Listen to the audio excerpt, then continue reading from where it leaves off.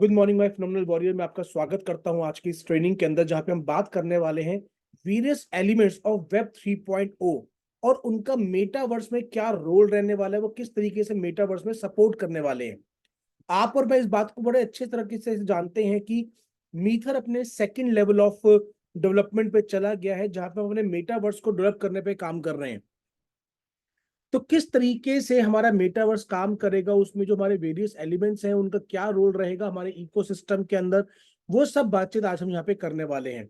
एक लाइन में मैं आपको अपने बारे में बता देता हूँ। मेरा नाम अनुराग गेरा है और मैं पिछले 3.25 सालों से मीथर ITES के साथ ट्रेनिंग पार्टनर एसोसिएटेड हूँ। मैं और साजवन सर मिलकर यहाँ पर ट्रेनिंग देने का काम कर रहे हैं and this is one of the most remarkable journey. हमारी जिंदगी की सबसे रिमार्केबल जर्नीज में से एक रही है, जहां पर हमने नई इंडस्ट्री में आकर, क्योंकि मैं और साजवन सर के लिए भी ये पहला मौका था जब हम वेब 3 के अंदर बातचीत कर रहे थे, क्रिप्टो स्पेस में बात कर रहे थे, तो यहाँ पे आके हमें बहुत कुछ सीखने को मिला और वो चीजें हमारी आगे लेके चली और हमने बहुत एंजॉय हमारी अभी तक की इस जर्नी को किया है। तो चलिए बातचीत करते हैं आज की इस ट्रेनिंग की। Let's discover your next level मीथर। और हमारे को ये तो पता ही है कि मीथर वेब 3.0 में काम कर रहा है और वेब 3.0 जो इंडस्ट्री है वो आने वाले वक्त की इंडस्ट्री है। अब कई लोगों के मन में आता है कि भाई आखिर वेब 3.0 का क्या होगा। आज हम मेटावर्स को जो हम लेके आ रहे हैं, मेटा अराइज जो हमारा आ रहा है, उसका क्या होगा, किस तरीके से वो सारी की सारी चीजें चलेंगी। मैं जब कई लोगों से मुलाकात करता हूँ फिजिकल ट्रेनिंग्स के अंदर, तो उनका बहुत सारा सवाल होता है कि भाई राइजर कॉइन और एम कॉइन आपस में कैसे लिंक्ड है, मेटावर्स का क्या होगा। ये सारी बातें जो है कहीं ना कहीं हमारी फिजिकल ट्रेनिंग्स में हमारे को पता लगती हैं। अब इसके लिए ये बात समझना बहुत ज्यादा जरूरी है कि बेसिकली वेब 3 के अंदर जो हमारा, हम कहते हैं मीटर एक इकोसिस्टम ड्रिवन कंपनी है, मीटर एक इकोसिस्टम ड्रिवन कंपनी है, उसमें उस इकोसिस्टम का क्या रोल रहने वाला है और किस तरीके से वो सारी के सारे एलिमेंट्स आपस में अलाइन होंगे। तो इवॉल्विंग वर्ल्ड ऑफ वेब 3.0 के बारे में आज हम बातचीत करने वाले हैं। अब वेब 3.0 का गोल क्या है, सबसे पहले शुरुआत करते हैं इस बात को समझने से कि आखिर वेब 3.0 लाया क्यों जा रहा है। ये बात तो हमें पता है कि भाई वेब 1 आया, फिर वेब 2 आया, वेब 3 आया, जिसके बारे में मैं भी अभी आपसे बातचीत करूंगा। पर वेब 3.0 जो लेके आया जा रहा है, उसका गोल क्या है, क्यों वेब 3.0 को लेके आया जा रहा है। तो जो गोल है वेब 3.0 का, that is to become intelligent, autonomous and open. आज आप देखते हैं आर्टिफिशियल इंटेलिजेंस की बात हो रही है, हम स्मार्टफोन्स की ऑलरेडी बहुत टाइम से बात करते आ रहे हैं और आर्टिफिशियल इंटेलिजेंस बहुत तेजी से एक स्पीड से हमारी लाइफ का हिस्सा बनता चला जा रहा है। अभी हिंदुस्तान को G7 कंट्रीज का जो एक मीट हो रहा है इटली के अंदर, उसमें भी पार्टिसिपेट करने का न्योता दिया गया और वहां पर इंडिया ने जो सबसे बड़ा मुद्दा उठाया वो AI का है कि आर्टिफिशियल इंटेलिजेंस को किस तरीके से हम अपने स्फीयर के अंदर ऐड करने वाले हैं। और इंडिया का जो पक्ष था कि भाई इसको कंस्ट्रक्टिव तरीके से यूज किया जाए और टेक्नोलॉजी किसी एक की एकाधिकार में नहीं रह सकती, टेक्नोलॉजी जो है वो सबके अधिकार में आनी चाहिए। अब ये बात क्या बताती है कि इंडिया अपने आप आर्टिफिशियल इंटेलिजेंस को लेकर बहुत ज्यादा पॉजिटिव है, टेक्नोलॉजी को अडॉप्ट करने के लिए बहुत ज्यादा पॉजिटिव है। अब वेब 3.0 का गोल क्या है। First goal is to become intelligent. जब मैं इंटेलिजेंट की बात करता हूं, उसका क्या मतलब है कि जितना ज्यादा हो सके उतना ज्यादा काम टेक्नोलॉजी खुद कर सकती हो, ह्यूमन इंटरवेंशन खत्म हो जाए। जहां पर ह्यूमन की रिक्वायरमेंट पड़ रही है, वहां वहां पे आर्टिफिशियल इंटेलिजेंस उनको कैरी फॉरवर्ड कर ले। ये एग्जाम्पल हमारे को बहुत सारी जगह पे देखने को मिलते हैं। उदाहरण के तौर पे चैट जीपीटी, आप में से कई लोग चैट जीपीटी के बारे में जानते होंगे, मैंने कई बार ट्रेनिंग्स में भी उसको बताया है। चैट जीपीटी एक आर्टिफिशियल इंटेलिजेंस का सॉफ्टवेयर है। आज चैट जीपीटी, को पायलट जैसे आर्टिफिशियल इंटेलिजेंस के सॉफ्टवेयर बहुत सारा काम ऐसा मिनटों में कर जाते हैं, सेकंडों में कर जाते हैं, जो एक ह्यूमन को करने के लिए बहुत सारा वक्त लगेगा, साथ ही साथ उसको पे बहुत ज्यादा रिसोर्सेस खर्च होंगे। मैं आपको बताना चाहता हूं कि भाई अभी हमने कुछ टाइम पहले एक पेट लिया है अपने घर में, हम एक पेट को लेके आए, हमारे फैमिली मेंबर में हमने इंक्लूड किया है उसको। और 4 दिन 5 दिन के बाद उसकी तबीयत बिगड़ी और हमें उसे थोड़ा सा हॉस्पिटलाइज करवाना पड़ा। अब वो ऊपर वाले की कृपा से अल्हम्दुलिल्लाह बिल्कुल खैरियत से है, ठीक है। पर उसको हेल्थ को लेकर, उसकी चीजों को लेकर, उसकी रिकवरी प्रोसेस को लेकर बहुत सारे क्वेश्चन मन में आते हैं। अब वेटनरी डॉक्टर से जब हम बात करते थे तो वो बहुत नबी तुली बातों का जवाब देते थे और हर वक्त हमारे फोन पे अवेलेबल होना भी उनके लिए मुश्किल था, जिनके जरिए हमने ट्रीटमेंट करवाई है। अब इस केस में चैट जीपीटी के साथ मैं और मेरी वाइफ लगातार टच में है। एक एक कंडीशन जो उसकी होती है, जो वो हरकत कर रहा है, वो सारी की सारी हम उस चैट जीपीटी पे बात कर रहे हैं और वो हमारे को वो सॉल्यूशंस बताए जा रहा है जो एक वेटनरी डॉक्टर बताता।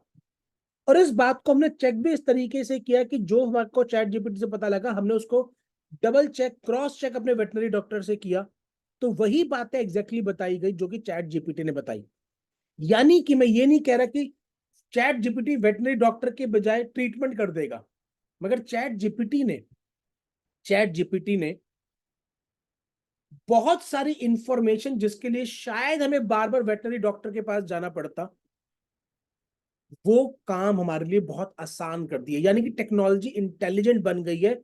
ह्यूमन इंटेलिजेंस का सारा मिश्रण लेकर टेक्नोलॉजी के अंदर आ रही है और वेब 3.0 का केवल एक ही काम है, to become intelligent. So AI is also a part of web 3।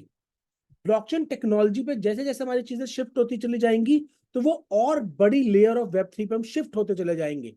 But web 3 का जो पहला ऑब्जेक्टिव है to become intelligent. Second is autonomous. Autonomous क्या होता है? एक चीज जो ऑटोमेटिक स्फीयर में चले, जिसमें अगेन ह्यूमन इंटरवेंशन ना हो। फॉर एग्जाम्पल, आज हम पेमेंट ट्रांसफर करते हैं, पहले हम बैंक में जाया करते थे तो ह्यूमन इंटरवेंशन होता था। टेक्नोलॉजी आई, हमने ऐप को यूज करना स्टार्ट कर दिया, ह्यूमन इंटरवेंशन कम हो गई। आज हम एटीएम से जाके पेमेंट निकाल लेते हैं, वहां पे ह्यूमन इंटरवेंशन नहीं है। मैंने कल अपनी गाड़ी की इंश्योरेंस पॉलिसी को रिन्यू करवाया, ऑनलाइन गया, वहां पर उन्होंने बोला कि अपनी गाड़ी की एक वीडियो बना के डालो, गाड़ी की वीडियो डाल के डाल दी। सारी की सारी चीजें जो है टेक्नोलॉजी बेस्ड होती चली जा रही, ह्यूमन इंटरवेंशन कम होता चला जा रहा है। तो टेक्नोलॉजी का केवल एक काम है, वेब 3 का केवल एक काम है कि और ज्यादा इंटेलिजेंट होती चली जाए, ताकि ह्यूमन इंटरवेंशन कम से कम होती चली जाए, कम से कम। तो क्या आने वाले टाइम पर टेक्नोलॉजी ह्यूमन को रिप्लेस कर देगी? ये एक बहुत बड़ा क्वेश्चन है। The answer is yes and no. Yes and no कैसे? उस ह्यूमन को टेक्नोलॉजी डेफिनेटली रिप्लेस कर देगी जो टेक्नोलॉजी को साथ लेकर नहीं चलेगा। आर्टिफिशियल इंटेलिजेंस किसी को रिप्लेस नहीं करेगी, पर एक व्यक्ति जो आर्टिफिशियल इंटेलिजेंस, जो वेब 3 के अंदर ज्यादा परिपक्व है, जो ज्यादा एक्सपर्ट है, वो डेफिनेटली उस व्यक्ति को रिप्लेस कर देगा जो इस टेक्नोलॉजी में परिपक्व नहीं है। और ये आज पहली बार नहीं हो रहा है, ये हमेशा से होता आया है। जब कंप्यूटर्स आए तो उसने उस व्यक्ति को रिप्लेस कर दिया जिसने टाइपराइटर का यूज करना नहीं छोड़ा, जो उसी टाइपराइटर पे लगा रहा, नहीं मैं तो टाइपराइटर ही चलाऊंगा, उसको रिप्लेस कर दिया। स्मार्टफोन्स ने आकर उन कंपनीज को रिप्लेस कर दिया जिन्होंने स्मार्टफोन पे अपने आप को अपग्रेड नहीं किया। अच्छी टेक्नोलॉजी वाली कार्स ने आके एम्बेसडर को रिप्लेस कर दिया। तो टेक्नोलॉजी का वेब 3 का मेन ऑब्जेक्टिव है to become intelligent, autonomous and open. अब इसका फंडामेंटल्स क्या है? जो बेसिक फंडामेंटल है that is open and transparent. यानी कि एक ऐसा वर्ल्ड जहां पर सारी की सारी ट्रांजेक्शन जो हो रही है वो ओपन में है, जो ट्रांसपेरेंट में है, जिसके लिए मुझे किसी थर्ड पार्टी इंटरवेंशन की या किसी मीडिएटरी की जरूरत नहीं पड़े। शुरुआत यहीं से हुई थी। जब बिटकॉइन आया था तो बिटकॉइन सबसे पहले एक फाइनेंशियल एसेट सिस्टम को लेके आया जिसके लिए बैंकिंग सिस्टम की रिक्वायरमेंट ना पड़े, बैंकिंग जो इंटरमीडिएटरीज है उनकी रिक्वायरमेंट ना पड़े। एक व्यक्ति दूसरे को ट्रांसफर कर रहा है, उसको एक ओपन फॉरम पे देखा जा सके, जहां पर से ब्लॉकचेन एक्सप्लोरर की शुरुआत हुई। सेकंड चीज आती है बिकम ट्रस्टलेस। ट्रस्टलेस क्या है? किसी थर्ड पे भरोसा करने की जरूरत ना पड़े। मैं हूं ना की बजाय टेक्नोलॉजी है ना, सिस्टम है ना।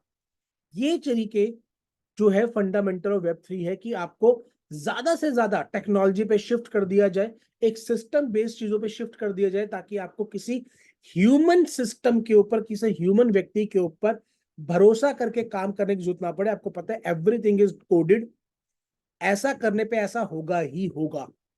अगर एक स्मार्ट कॉन्ट्रैक्ट बना है कि इस पार्टी और इस पार्टी के बीच में, तो अगर इस पार्टी ने अपना काम पूरा कर दिया तो ये पार्टी पेमेंट देगी ही देगी, उसमें कोई डिस्प्यूट नहीं आएगा। तो इस तरीके से ट्रस्टलेस होना। एंड नेक्स्ट इज डिसेंट्रलाइज्ड, यानी कि जो डेटा सर्वर है वो एक जगह पे स्टोर ना होने की बजाय, पावर एक जगह पे स्टोर होने की बजाय मल्टीपल लोकेशंस पे स्टोर्ड हो, मल्टीपल लोकेशन पे स्टोर्ड हो। ये किस लिए है? To make it more robust. Robust का मतलब होता है ज्यादा मजबूती देने के लिए। अगर डाटा किसी एक ही जगह पर सेव रहता है, स्टोर्ड रहता है, तो उसको हैक करना ज्यादा सिंपल है एज कंपेयर टू अगर वही डाटा मल्टीपल जगह पर स्टोर्ड है। अब मल्टीपल जगह पर स्टोर्ड है, मल्टीपल फाइल्स बनी हुई हैं, तो एक पर्टिकुलर फाइल या एक पर्टिकुलर जगह से डाटा को चेंज करके काम चलने वाला नहीं है। वो मल्टीपल जगह पे स्टोर्ड है तो वो एक दूसरे के साथ आपस में इन सिंक है। आप एक जगह से डेटा को हटा नहीं सकते। तो ये फंडामेंटल है जिसकी वजह से वेब 3 आज तक के मुकाबले जितने भी इंटरनेट के वर्जन आए, जो भी टेक्नोलॉजी आई है, उनमें से ज्यादा सेफ होगा, ज्यादा सिक्योर होगा। और इसकी स्पीड पर लगातार काम किया जा रहा है। इसकी स्पीड पे लगातार काम किया जा रहा है, तभी टीपीएस बहुत इंपॉर्टेंट रोल प्ले करता है किसी भी ब्लॉकचेन की डेवलपमेंट के अंदर। टीपीएस बिकॉज स्पीड बहुत इंपॉर्टेंट है। आज बिटकॉइन के साथ बड़ा चैलेंज क्या आ रहा है? बिटकॉइन पीओडब्ल्यू पे बेस्ड था, तो आज उसके ट्रांजेक्शन्स को गो थ्रू होने में बहुत वक्त लगता है, क्योंकि वो एक सेकंड में 4 ट्रांजेक्शन या 5 ट्रांजेक्शन ही कर सकता है। ट्रांजेक्शन की बैंडविड्थ बहुत बढ़ गई है और उसकी नलकी इतनी ही है। तो डिसेंट्रलाइजेशन इसलिए इंपॉर्टेंट है ताकि तो सेफ्टी बढ़े एंड मोस्ट इंपॉर्टेंटली स्पीड बढ़े। तो वेब 3.0 किसी भी और इंटरनेट के मुकाबले, किसी भी और टेक्नोलॉजी के मुकाबले ज्यादा सिक्योर, ज्यादा सेफ और ज्यादा स्पीड से ट्रांजेक्शन करने वाला सिस्टम क्रिएट किया जा रहा है, जो ओपन और ट्रांसपेरेंट होगा और जो ट्रस्टलेस होगा। अब इसके वेरियस एलिमेंट्स क्या हैं, इसको डिस्कस करने से पहले एक बार बहुत शॉर्ट में हम एवोल्यूशन ऑफ वेब टेक्नोलॉजी को समझ लेते हैं। वेब 1 आया जब इंटरनेट केवल और केवल कंजम्पशन के लिए बनाया गया था। प्लेटफॉर्म के ऊपर जो डेटा है वो केवल और केवल जो प्लेटफॉर्म के ओनर्स हैं वो डाला करते थे, और आप और मैं जाके केवल उसको पढ़ा करते थे। कब तक चला ये? 1990 से 2004 तक जो है ये वेब 1 का मेजर फेज माना गया। 2004 के बाद वेब 2 जो है वो डेवलप होना स्टार्ट हो गया था, जहां पर कंटेंट कंजम्पशन के साथ साथ कंटेंट क्रिएशन का चीजें स्टार्ट होनी शुरू हो गई। फेसबुक जैसे हम सबके जहन में होगा, जो करंट जनरेशन है उसके जहन में तो बहुत पॉपुलरली फेसबुक है। बट फेसबुक वो पहला वेब 2 का प्लेटफॉर्म नहीं था। उससे पहले ऑर्कुट और उससे पहले और बहुत सारे जो है चीजें रहा करती थी। चैट सिस्टम याहू के अंदर मुझे याद है, याहू के जरिए चैटिंग किया जा सकती थी। बहुत अलग अलग जगह पे लोग बैठ के अलग अलग उनके चैट सर्वर्स बने होते थे, चैट रूम्स बने होते थे। आप जाते थे और दुनिया के किसी भी व्यक्ति से किसी भी टॉपिक पे जो है चैटिंग की जा सकती थी। ये चीज तो मैंने खुद अपनी लाइफ स्पैन में यूज किया हुआ है। तो वेब 1 के बाद वेब 2 आया, और अभी वेब 2 और वेब 3 ओवरलैपिंग फेज में है। वेब 2 काम कर रहा है और वेब 3 के ऊपर धीरे धीरे हमने शिफ्ट होना स्टार्ट कर दिया है। ये ओवरलैपिंग, ये ट्रांजैक्शनल फेज चल रहा है, ये प्रोसेस चेंज का फेज चल रहा है, जहां पे हम धीरे धीरे वेब 2 से वेब 3 की तरफ शिफ्ट हो रहे हैं। बहुत छोटे छोटे बट कंसिस्टेंट एक्शन हमारे को वेब 3 की तरफ शिफ्ट करने के लिए जा रहे हैं। कंसिस्टेंट एक्शंस में कंपनीज अपने अपने प्रोडक्ट एंड सर्विसेज बना रही हैं, पीछे गवर्नमेंट इनसे रिलेटेड रेगुलेटरी बॉडीज बना रही हैं। वो सारी की सारी चीजें इसके लिए करी जा रही हैं। अब अगर एक छोटा सा एग्जांपल लेके चलें, एलिमेंट्स ऑफ वेब 3.0 में क्या क्या आती हैं? ब्लॉकचेन हम बात करते हैं, 7 टोटल एलिमेंट्स हैं वेब 3.0 के अंदर, 7 डिफरेंट एलिमेंट्स हैं। वो 7 डिफरेंट एलिमेंट्स कौन कौन से हैं? Number 1 is blockchain.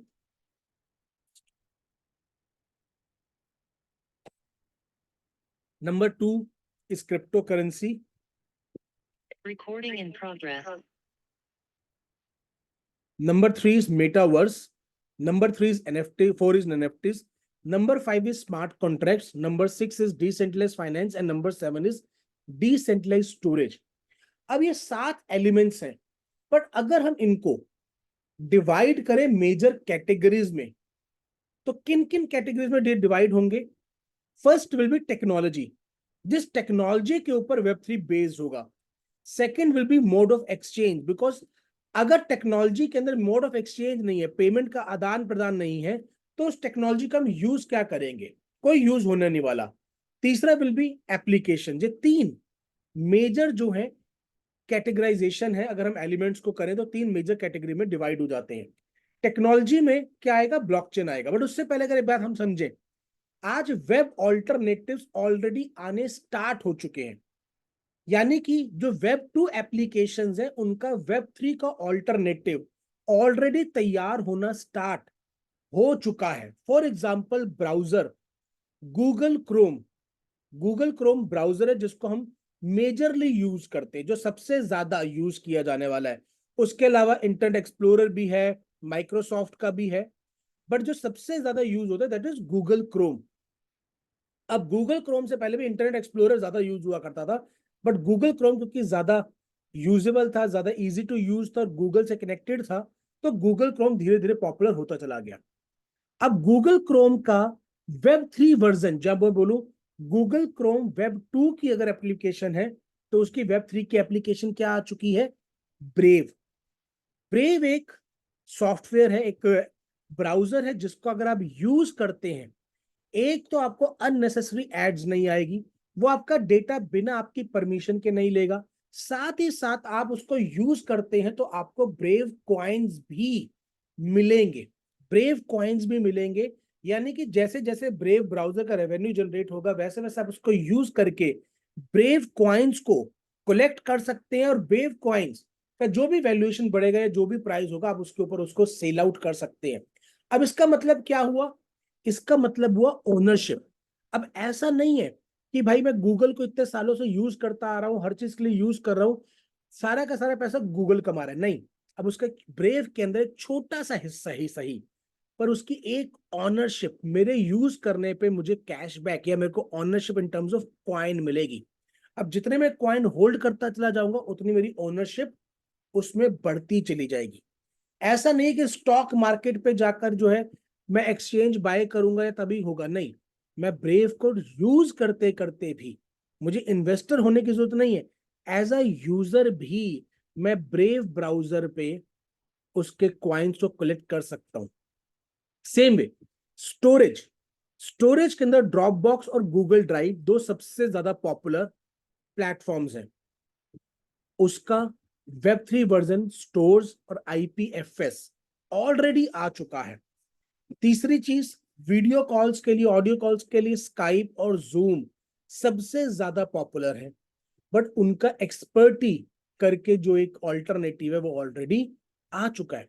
Operating system Apple का और आईओएस, आईओएस और एंड्रॉयड, ये दो ऑपरेटिंग सिस्टम है जिसमें हमारे मैक्सिमम फोन्स चलते हैं, बट उसका एसेंशिया 1 और ईओएस ऑलरेडी अवेलेबल है। Social network, Facebook, Twitter, Instagram, x के अलावा आज स्टीमिट, अकासा वगैरह ऑलरेडी अवेलेबल हैं। मैसेजिंग सर्विसेज के अंदर वी चैट, व्हाट्सएप के अलावा आज स्टेटस अवेलेबल है। रिमोट जॉब ढूंढने के लिए यू अप करके एक एप्लीकेशन आती है, या फिर फाइबर करके एक एप्लीकेशन आती है, आज उसका वेब 3 ऑल्टरनेटिव एथलेंस ऑलरेडी अवेलेबल है। बट एक क्वेश्चन जो यहां पे आता है कि ये सारे अवेलेबल तो हैं, पर क्या ये आज इतने पॉपुलर हो चुके हैं? The answer is no. क्यों? क्योंकि वेब 3 अभी डेवलपमेंट फेज में। एक बात हमने बार बार अपनी मीटिंग में बताते हैं कि ये आने वाले वक्त की टेक्नोलॉजी है, ये आने वाले वक्त की टेक्नोलॉजी है, ये आने वाले वक्त की टेक्नोलॉजी है। अभी तो दुनिया के केवल 5% लोग ही इसको जान और समझ पाए हैं, जान और समझ पाए हैं। ये बातें हम रेगुलरली बोलते आए हैं। क्वेश्चन ये आता है, ये मास एप्लीकेशन कब बनेंगी? जब मिनिमम 16% वर्ल्ड पॉपुलेशन इसको कलेक्ट करना स्टार्ट कर देगी, इसको यूज करना स्टार्ट कर देगी। कई कंट्रीज में वेब 3 का यूजेज, क्रिप्टो करेंसी का यूजेज एज हाई एज 30% पहुंच चुका है कई कंट्रीज में। यानी कि वर्ल्ड ओवर भले अभी 5% है, बट जैसे ही ये 16% पर आ जाएगा तो ये एक मास मूवमेंट की तरफ आ जाएगी।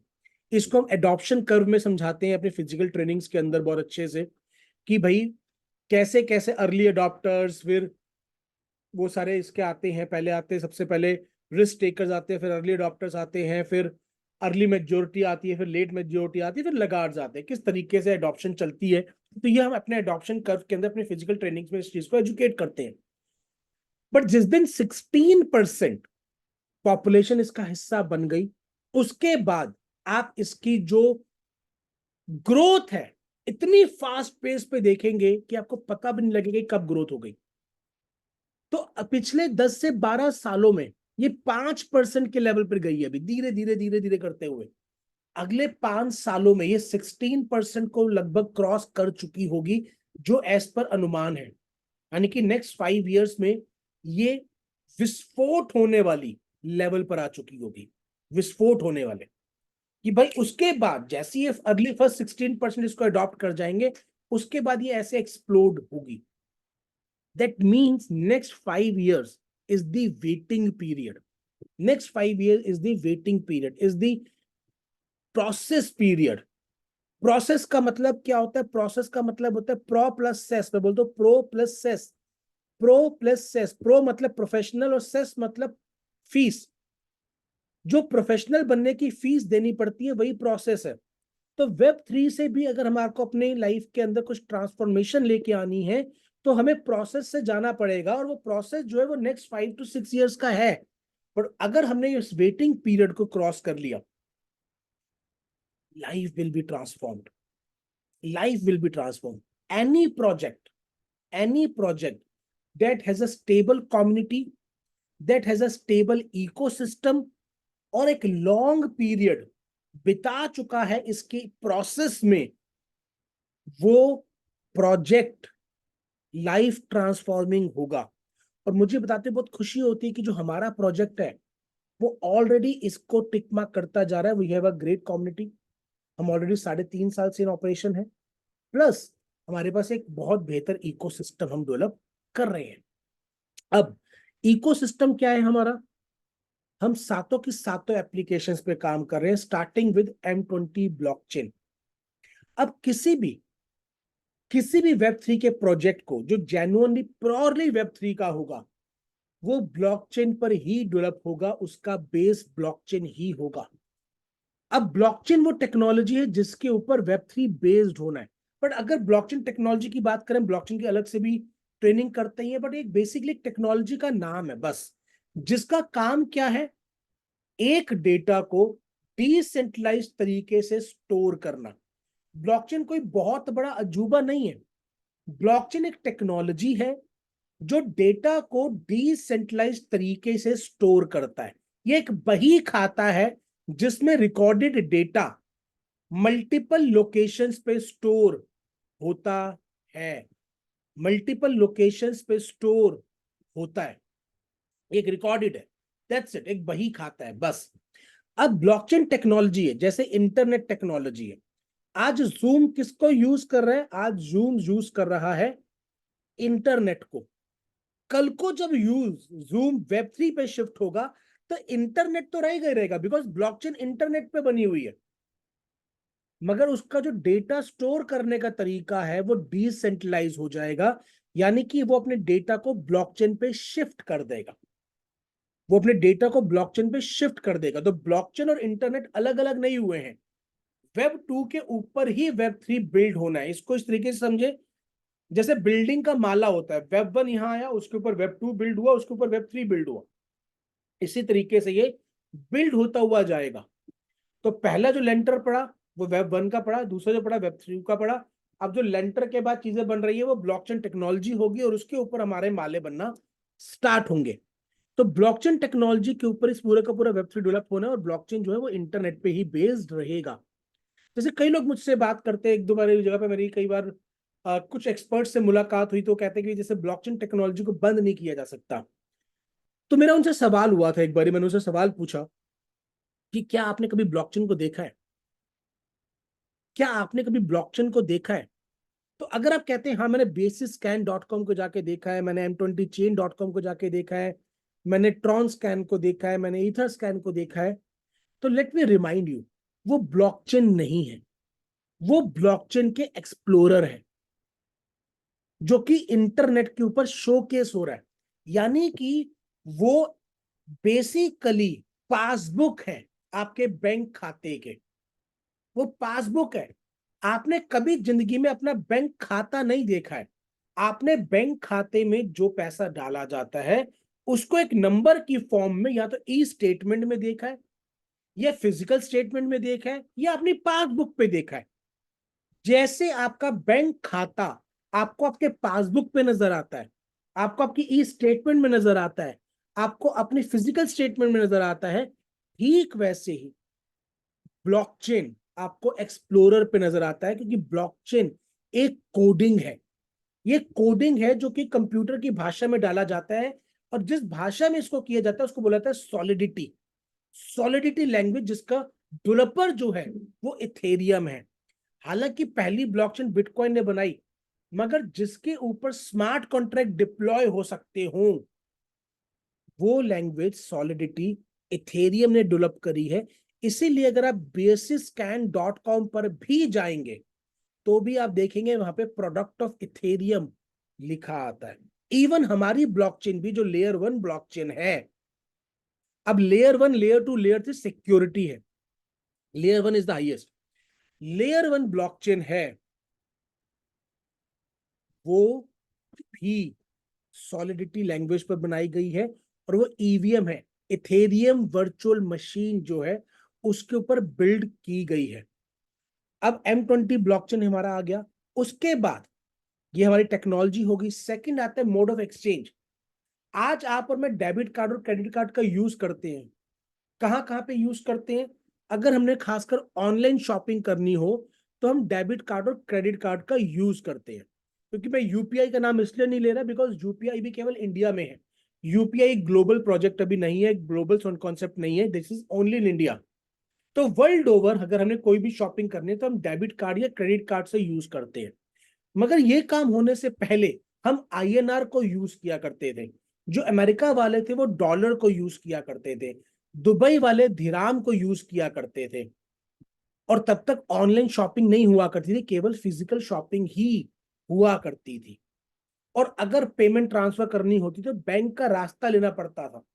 वो अपने बैंक में दिराम जमा कराते थे, यहां से आईएनआर उतना लिया जाता था, और इस तरीके से इंटरनेशनल ट्रेड हुआ करता था। पर इंटरनेट के आने के बाद आपके और मेरे हाथ में पावर आ गई कि हम डायरेक्टली शॉपिंग कर सकते हैं। आज मैं किसी यूएस की वेबसाइट से भी बैठे बैठे सामान मंगवा सकता हूं अपने डेबिट कार्ड और क्रेडिट कार्ड से। पर एक्चुअली देखा जाए तो डेबिट कार्ड और क्रेडिट कार्ड में है क्या?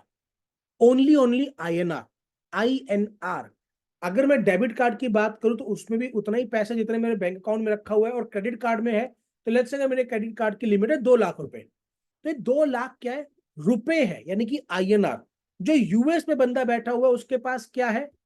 उसके पास होगी 2,000 या 2 लाख डॉलर, यानी कि जो वहां की करेंसी है।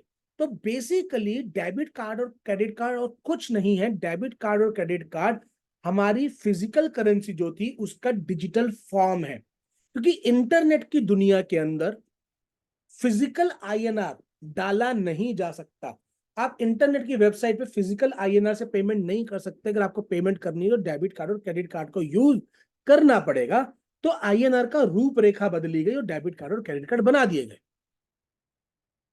आने वाले टाइम में जब हम ब्लॉकचेन पे शिफ्ट हो चुके होंगे कंप्लीटली, तो वहां पे डेबिट कार्ड और क्रेडिट कार्ड नहीं चलेंगे, वहां पर क्रिप्टोग्राफिक करेंसी चलेगी। अब जब आप क्रिप्टोग्राफिक करेंसी को यूज करेंगे तब भी एक्चुअली में आप किसी ना किसी फिजिकल करेंसी को ही यूज कर रहे होंगे। क्योंकि लेट्स से आज आपने एम कॉइन बाय किया, तो बाय किया कैसे? आपने आईएनआर दिया, आईएनआर से यूएसडीटी बाय किया, यूएसडीटी से आपने एम कॉइन बाय कर लिया। तो एक्चुअल में खर्च तो आपका आईएनआर ही हुआ, बेस करेंसी तो आपकी आईएनआर ही रही। कल को आप राइजर कॉइन ले रहे हैं, आज आप राइजर कॉइन ले रहे हैं, अगर आपने एम कॉइन से राइजर कॉइन बाय किया तो एम कॉइन को बेस करेंसी तो INR थी, अमेरिका वाले ने क्या दिया होगा, डॉलर दिया होगा, दुबई वाले ने खरीदने के लिए क्या दिया होगा, दिराम दिया होगा। तो बेस करेंसी क्या है, INR ही है। मगर क्योंकि इंटरनेट की दुनिया में डेबिट कार्ड क्रेडिट कार्ड नहीं चल सकता था, तो INR रूपरेखा बदली। अब क्योंकि ब्लॉकचेन की टेक्नोलॉजी में डेबिट कार्ड और क्रेडिट कार्ड भी नहीं चलेंगे, क्रिप्टोग्राफिक करेंसी चलेंगी, इसीलिए एक रूपरेखा दोबारा से बदली जाएगी। इस बार चेंज केवल इतना हुआ है कि हर बार चेंज सरकार लेके आया करती थी। इस बार बिटकॉइन की फॉर्म में एक प्राइवेट व्यक्ति पहले चेंज लेकर आया, और उसके बेनिफिट्स को देखते हुए ब्लॉकचेन टेक्नोलॉजी को एक बड़े लेवल के ऊपर एडॉप्ट किया है सरकारों ने, एडॉप्ट किया है सरकारों ने। इसीलिए आज अलग अलग देश की गवर्नमेंट्स अपनी अपनी क्रिप्टो करेंसीज लेके आ रही है। हिंदुस्तानी गवर्नमेंट भी CBDC, central bank digital currency, लेके आ रही है। तो CBDC और एम कॉइन दोनों ही एग्जिस्ट करेंगे। कौन से ज्यादा चलेगी डिपेंड करेगा आपकी कम्युनिटी कितनी बड़ी है। एम कॉइन एसेट की तरह यूज किया जाएगा, और CBDC आपको क्रिप्टो करेंसी की तरह यूज की जाएगी। फॉर एग्जाम्पल, कल को आप नौकरी कर रहे हैं या आप कोई काम कर रहे हैं और आपका कोई कस्टमर आया और वो आपको ब्लॉकचेन की टेक्नोलॉजी से पैसा पे करता है, तो उसके पास एम कॉइन नहीं है, वो आपको भारत सरकार की करेंसी CBDC दे जाएगा। लेट्स से उसका नाम है लक्ष्मी कॉइन, लक्ष्मी कॉइन दे गया। अब वो लक्ष्मी कॉइन के वो हर जगह यूज हो रहा है हिंदुस्तान के अंदर, but there will be some websites जहां पे लक्ष्मी कॉइन नहीं चल रहा होगा, वहां पे एम कॉइन चल रहा होगा। तो अब लक्ष्मी कॉइन को एम कॉइन में कन्वर्ट करोगे और वहां से एम कॉइन को यूज करोगे। This is how mode of crypto currency will exist in Web3। तो एम कॉइन क्या होगा, अब एम कॉइन का क्या बेनिफिट होगा, मेरा अपना जो इकोसिस्टम है वहां पर अगर कोई पेमेंट करता है लक्ष्मी कॉइन से या XYZ कॉइन से तो 100 रुपए लगेंगे, बट अगर आप करते हो एम कॉइन से तो आपको 95 रुपए लगेंगे। तो लोग क्या करेंगे, ऑटोमेटिकली लक्ष्मी कॉइन को पहले एम कॉइन में कन्वर्ट करेंगे और फिर एम कॉइन से पेमेंट करेंगे, क्योंकि 5% एडिशनल बेनिफिट होगा। This is how a community will run its own coin. हमारी अपनी कम्युनिटी जिसके पास एम कॉइन है वो तो है ही है, बट अगर कोई व्यक्ति मेरे इकोसिस्टम में आ रहा है और उसके पास एम कॉइन नहीं है और मैं उसको एनकरेज करना चाहता हूं कि वो एम कॉइन को बाय करे, तो मैं क्या करूंगा, मैं एम कॉइन में एडिशनल बेनिफिट्स दूंगा, मैं एम कॉइन में एडिशनल बेनिफिट्स दूंगा। इसका एक छोटा सा एग्जांपल मैं आपको बताता हूं। मेरे पास एक क्रेडिट कार्ड है जो कि अमेजन और ICICI बैंक का है, वो कोलैबोरेटेड है। अब अगर मैं अमेजन पे जाकर उस क्रेडिट कार्ड से कोई भी पेमेंट करता हूं तो मुझे 3% एडिशनल डिस्काउंट मिलता है, 3%। मेरे पास SBI का भी क्रेडिट कार्ड है, मेरे पास HDFC का भी क्रेडिट कार्ड है, मेरे पास कोटक का भी है, और मेरे पास वो अमेजन और ICICI का लिंक्ड क्रेडिट कार्ड भी है। तो जब जब मुझे अमेजन से कोई सामान मंगाना पड़ता है तो मैं मंगवाता हूं उस कार्ड से। पर अगर मेरी वाइफ मिंत्रा से कोई वेबसाइट का कोई अपना सामान मंगवाती है तो मिंत्रा के ऊपर जो मेरा एक्सिस बैंक वाला कार्ड है उस पर मुझे 5% एडिशनल मिलता है। तो आई प्रेफर कि मैं मिंत्रा की वेबसाइट के ऊपर उसको यूज करूं। अब ये देखिए, इंटरनेट के ऊपर मिंत्रा है, इंटरनेट के ऊपर ही अमेजन है। तो इंटरनेट वो इकोसिस्टम बन गया जिसपे अलग अलग शॉप्स खुली हुई हैं। अब मैं अगर मिंत्रा के इकोसिस्टम में जा रहा हूं तो मैं उस कार्ड को यूज करना प्रेफर कर रहा हूं जो कि मिंत्रा के साथ कोलैबोरेटेड है। अगर मैं अमेजन पे जा रहा हूं तो मैं उस कार्ड को यूज करना प्रेफर कर रहा हूं जो कि अमेजन के साथ को कोलैबोरेटेड है।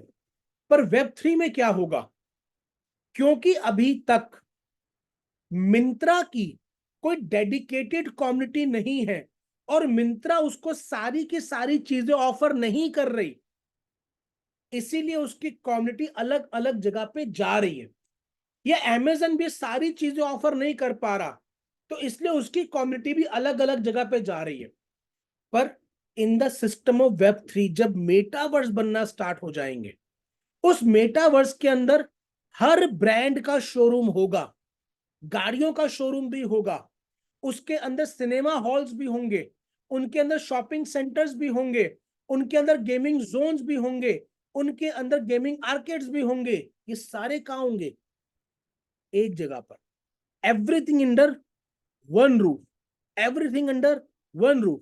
तो अब अगर मेरे मेटा अराइज के अंदर ये सारे के सारे अवेलेबल हैं और वहां पर एम कॉइन से पेमेंट करने पे या राइजर से पेमेंट करने पर मुझे ज्यादा जल्दी प्रोसेसिंग हो जाती है या डिलीवरी टाइम कम लगता है या फिर मेरे को थोड़ा सा एक्स्ट्रा डिस्काउंट मिल जाता है, तो कोई भी व्यक्ति जो मेटा अराइज में एंटर करेगा वो एम कॉइन या राइजर कॉइन को यूज करना प्रेफर करेगा। मोस्ट इंपॉर्टेंटली हमारी खुद की जो कम्युनिटी है इतनी बड़ी, वो तो राइजर कॉइन और एम कॉइन की होल्डर है, वो तो यूज करेगी ही करेगी। एक्चुअल में क्रिप्टो करेंसी का यूज वेब 3 में होना है। आज अगर हम कोई भी और यूजेज कर रहे हैं क्रिप्टो करेंसी से, तो हम एक्चुअल में उसका यूजेज नहीं कर रहे। इवन M20 कार्ड के अंदर भी जब आप यूज करते हैं तो आप ऑन द स्पॉट अपने कॉइन को सेल कर देते हैं। आपका कॉइन फिएट करेंसी में कन्वर्ट हो चुका होता है और आप उसको यूज कर रहे होते हैं, यानी कि आपने अपने कॉइन को बेच के कैश आउट कर लिया। मगर एम कार्ड का बेनिफिट क्या है? एम कार्ड का बेनिफिट ये है कि आप जिस भी जगह पे यूज कर रहे हैं उसका एक इनकम रेवेन्यू सोर्स कंपनी को जाता है, जो आपकी कंपनी की स्टेबिलिटी पे काम करेगा। साथ ही साथ आपके पास एक ऐसा प्रोडक्ट हो गया है जो कि मीथर डोमिनेटेड नहीं है, यानी कि केवल एम कॉइन वाला नहीं, बिटकॉइन वाला भी उसको रख सकता है, ट्रॉन वाला भी रख सकता है, इथेरियम वाला भी रख सकता है। आपके पास एक ऐसा प्रोडक्ट है कि अगर कोई अदर कंपनी का व्यक्ति भी किसी अदर कंपनी में वो आपके साथ अभी ये नहीं आना चाहता, उसको अगर आपने केवल वो कार्ड बनवा कर दे दिए तो उसके हाथ में हमेशा एक ऐसा प्रोडक्ट रहेगा जो उसको हमेशा आपकी और आपकी कंपनी की याद दिलाता रहेगा, और सूनर और लेटर वो आपके साथ आके एसोसिएट हो जाएगा, क्योंकि उसको उस कार्ड की इतनी आदत पड़ जाएगी। तीसरी चीज, आपको आज उस कार्ड के जरिए किसी को बताने की जरूरत नहीं है कि हमारी कंपनी किस लेवल पर है। आप बस उस कार्ड को शोकेस करके एक स्वाइप कर दीजिए, पीपल विल अंडरस्टैंड कि आपकी कंपनी किस लेवल पे खेल रही है। दिस शोकेस, एम कार्ड हमारा बिगेस्ट एसेट है इफ यूजन राइट। मैं नेक्स्ट वीक में अगर जब भी मेरा दिल्ली में रहेगा तो मैं एम कार्ड के ऊपर एक स्पेशल ट्रेनिंग आपके साथ करूंगा कि एम कार्ड क्या है और ये किस तरीके से प्ले करने वाला है role, because M card is one of the most important product जो होगा। आगे चलते हैं तो मेटावर्स क्या होगा? मेटावर्स को आप इस तरीके से समझिए, metaverse is the shopping mall of web 3। जैसे हमने डिवाइड किया था 3 कैटेगरीज के अंदर, technology, mode of exchange and applications. चौथा होना चाहिए इसका मार्केट प्लेस। अब मार्केट प्लेस क्या है? आपके हाथ में ये फोन है, इसमें फेसबुक की ऐप है, इसमें व्हाट्सएप की ऐप है, इसमें इंस्टाग्राम की ऐप है, इसके अंदर फ्लिपकार्ट की ऐप है, अमेजन की ऐप है। अब लेट्स से इंटरनेट होगी टेक्नोलॉजी, अमेजन हो गया एप्लीकेशन, अमेजन ने अपनी एप्लीकेशन बना ली, पर इसके अंदर गूगल प्ले स्टोर या फिर एप्पल का iOS स्टोर, ऐप स्टोर है ही नहीं। तो अमेजन कहां जाके लिस्ट करेगा खुद को, और आप कहां से डाउनलोड करोगे? अगर गूगल प्ले स्टोर ना हो एंड्रॉयड के अंदर और एप्पल के फोन में ऐप स्टोर ना हो, तो क्या आप कोई भी एप्लीकेशन अपने फोन में डाउनलोड कर सकते हो? The answer is no. यानी कि मार्केट प्लेस का होना जरूरी है। आप अपने घर को ले लो, घर आपने ले लिया बट उसके आजू बाजू कोई मार्केट नहीं है, सामान खरीदने कहां जाओगे? खर्चा कहां करोगे जाके? पैसा हाथ कैसे चेंज करेगा? उसके लिए मार्केट प्लेस होना जरूरी है। वेब 3 का मार्केट प्लेस है मेटावर्स। और किसका मेटावर्स ज्यादा चलेगा? जिसकी कम्युनिटी बड़ी होगी, जिसके पास इकोसिस्टम बड़ा होगा और जिसके मेटावर्स के अंदर ज्यादा शोरूम्स ओपन होंगे, जिसके मेटावर्स के अंदर ज्यादा लैंड सेल्स हुई होंगी, क्योंकि मेटावर्स अगेन ये एक शॉपिंग कॉम्प्लेक्स है, ये एक मार्केट प्लेस है। जो जितना ज्यादा आबादी वाला मेटावर्स होगा जिसका, उसकी पॉपुलैरिटी, उसकी डिमांड, उसकी यूजेबिलिटी, उसकी एक्सचेंजेबिलिटी उतना बढ़ती जाएगी, उसकी वैल्यू उतनी बढ़ती चली जाएगी। So metaverse is the market place. अब आगे चलते हैं, उसके अंदर ब्लॉकचेन को थोड़ा बहुत एक्सप्लेन कर लेते हैं। मैंने आपको बता दी टेक्नोलॉजी है बिल्ट ऑन क्रिप्टो करेंसी का, मैंने आपको बता दिया। मेटावर्स क्या, digital representation of the world.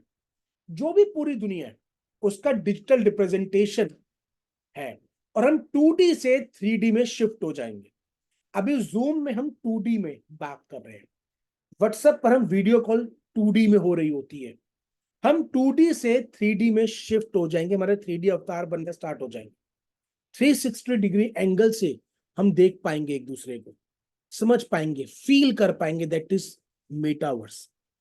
कितना वक्त लगेगा इसको डेवलप होने में?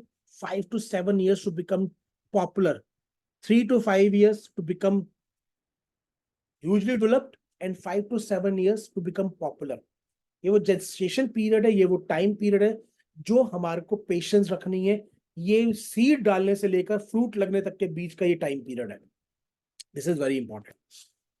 The real world emotion will be displayed. अब ये एनएफटीज क्या है? मेटावर्स के अंदर आप कुछ खरीदोगे तो वो आपको दिया जाएगा, बट ये आप ही का है, ओरिजिनल है नहीं है, इसका प्रूफ कैसे होगा? एक तरीके से आप इसको समझ लीजिए, एनएफटी वो बिल है जो किसी भी प्रोडक्ट और सर्विस के साथ दिया जाएगा। आप पानी का गिलास लोगे, उसके साथ भी एक बिल मिलेगा।